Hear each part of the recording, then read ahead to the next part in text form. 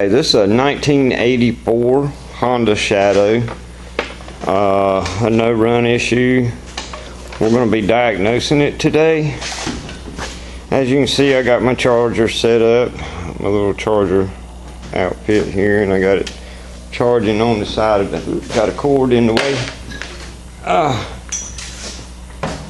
Alright, I've already removed the gas tank, seat, and all the air cover stuff that went right here. I have noticed that down here, let's see, right here, I don't know if y'all can see that or not, but the ignition wire is wrapped with electrical tape. So this air box is pretty much in the way. So we're going to remove that and be right back with you. Okay, let's talk about what we have removed. We removed this side cover. It's fairly easy. It's got clips on it. Comes from right off there. Yeah, I left the other side on. No need to take it off right yet. But we took this side off. Then you remove this from up here. So intake goes into the air box, from the carburetor to the air box. Then this piece, which is the left side of carburetor to air box, just a rubber boot. Then this hose. Now this hose goes from the air box right there to the top of the two carburetors, right in the middle of them. Okay, no problem. This is the air box. Needs to be cleaned. The hose on the bottom, you have to remove this hose here on the bottom of the air box there, as it's turned upside down right this second. And also this plate right here, it has to be removed. Just stoke the screws right back in where it goes. You remove that plate and the air box will slide out this way. You might have to, you know, convince it to come out a little bit, but not so bad. Make sure you don't rip nothing loose. Pay attention to the coolant line that runs through here. It runs up through there. There's a coolant line. See the clamps off of it. Pay attention to it though, and you should be able to pull that out thus far. And next thing is we're going to clean it up a little bit, wipe it down, make sure nothing's going to fall in the spark plug holes, maybe blow some air around it, and we'll be right back. Okay, after blowing it off, you know, cleaning it up a little bit, blowing it off, you pull your spark plugs, and then you want to set them like this. Basically set your plug like that in the plug wire on each one, with all of them pulled out now. You know, I got every one of them set up here like this, to where I can just move around when I'm turning it over to check to see if they're all firing. Okay, let's turn it on. We'll focus in on this one. I don't know if y'all will be able to see it or not. How still I can hold the camera. Whoa, that's them effects, people. Alright, I'm going to turn the motor over.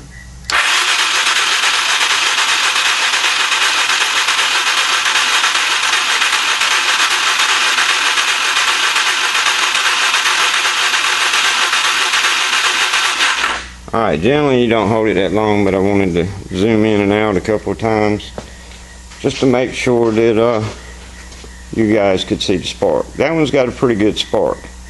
Now, I have a thing called a gap jumper that I'm going to go back and check it with. I brought it over here. Okay. This is my gap jumper. Get the wire out of the way so you can see the point. And I got to learn to do camera work. Alright, that's my gap jumper. Spark plug wire goes on this end. There's literally an air gap in there. Come on, focus.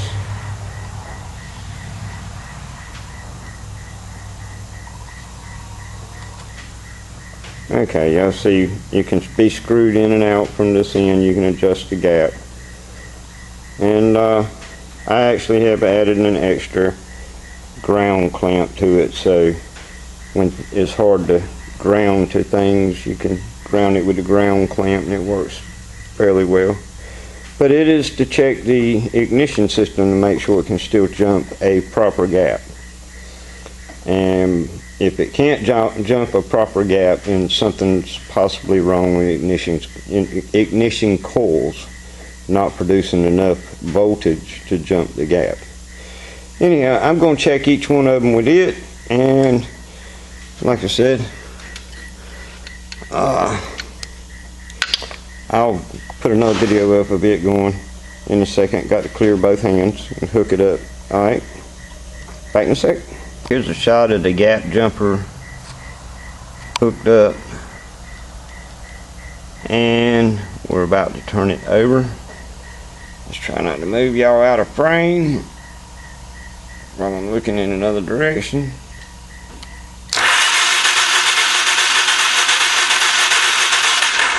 It's definitely jumping the gap. It's a pretty wide gap for any ignition system. I keep it set like that with the wire up under it, so that one's satisfactory.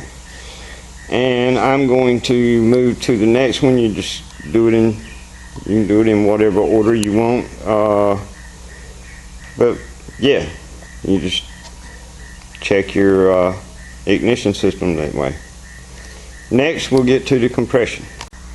Okay, for this next step, you're going to want to put your plugs, and I would suggest the ones in a deep hole, back in the hole to make this easier on you, on both the front and back cylinder. This is a 2-cylinder.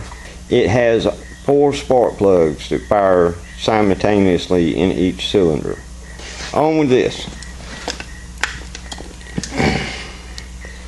This is a compression gauge.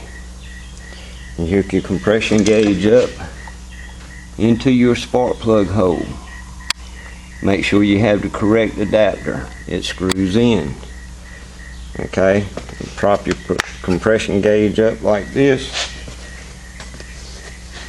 Turn the ignition on. There are wire issues. Turn the ignition on. Then you turn your motor over.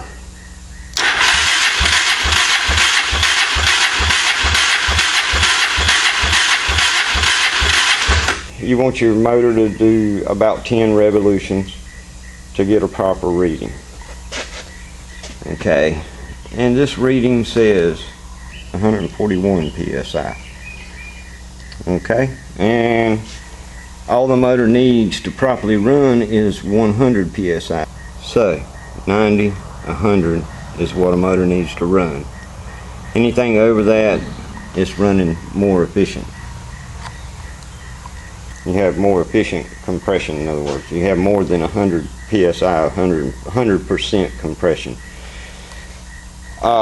Whatever way you have to understand it. You do that for your second cylinder and check, make sure it's good. If it's not, I'll come back and make another little clip and let y'all guys know. We are back on this. We've moved around to the rear cylinder on our compression gauge check. Hold on. Turn the buzzer on over there, give it a little more juice. Alright. Now, with the rear cylinder, we are getting